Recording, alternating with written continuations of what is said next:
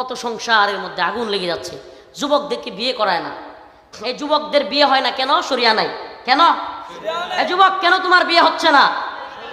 আপনার ছেলে কোনোভাবেই বেকার থাকতো না যদি শরিয়া থাকতো। আল্লাহ পাক আমাদের সবাইকে শরিয়ার অধীনস্থ করে দিন, বলে না আমিন। আজকে নব্য জাহিলিয়ত বোঝার চেষ্টা করেন। নব্য জাহিলিয়ত আমরা বুঝি না। ইসলামী শরিয়াত থাকলে এই জাহিলিয়ত থাকতো না। আমরা শুনি দাহিয়াতুল কলবি তার ছোট্ট কন্যা সন্তানকে পুঁতে রাখছে, খুব জঘন্য লাগে আমাদের কাছে। আরে দাহিয়াতুল কলবি তার কন্যা সন্তানকে মেরে ফেলছে, অথচ এই নব্য জাহিলিয়তের যুগে আরো জঘন্য। সন্তানের ব্রণ আসছে, ছেলে নামে দেখতেই পারে নাই, ডাক্তারনি মেরে ফেলছে। নাউজুবিল্লাহ কন। এ ডাক্তারনিরা, তোমরা কিয়ামতে তোমার হাসরের ময়দানে আল্লাহ আমল নামা দিবে, দেখবা তোমার আমল নামায় খালি খুন আর খুন।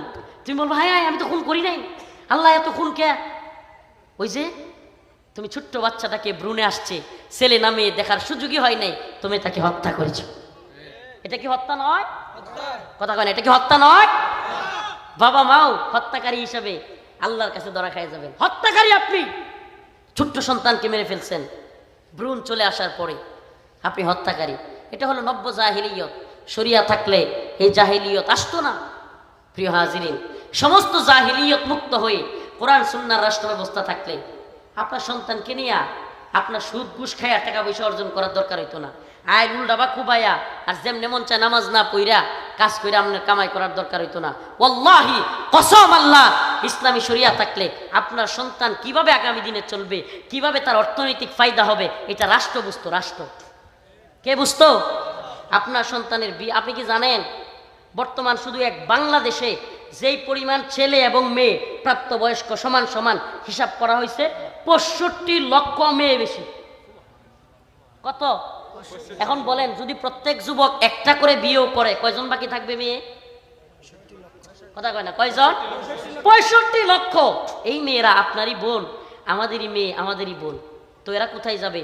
স্বামীহীন এই সমাজ সত্যিকার বলেন চালু হয়েছে কি হয় নাই? অসংখ্য মেয়েদের বিয়ে হচ্ছে কি হচ্ছে না? হচ্ছে না। অসংখ্য মেয়েদের এখন যৌতুক লাগতেছে। কেন? কারণ একাধিক বিয়ের প্রচলন নাই। আমাদের মেয়েরাও একাধিক বিয়ে বসতে রাজি না, আর আমাদের যুবকরাও অবস্থান যাদের আছে তারাও দ্বিতীয় বিয়ে করতে চায় না, পরকিয়া করে। নাউজুবিল্লাহ। স্ত্রী অসুস্থতা থাকলে অন্য মেয়ের সাথে রিলেশন করে, বিয়েকে আড়াল করে অন্য মেয়ের সাথে ফাহেসা কাজে লিপ্ত হয়। এমনকি অনেক ছেলেরা পতিতালয়ে যায়। আমাদের কাছে নিউজ আছে এগুলো।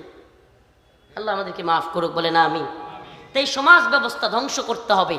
এই জাহেরি সমাজ ব্যবস্থা ধ্বংস করে কোরআন সুন্নাহর সমাজ ব্যবস্থা চালু করতে হবে। রাজি আছেন ইনশাআল্লাহ? আল্লাহ পাক আমাদের তৌফিক দান করুন।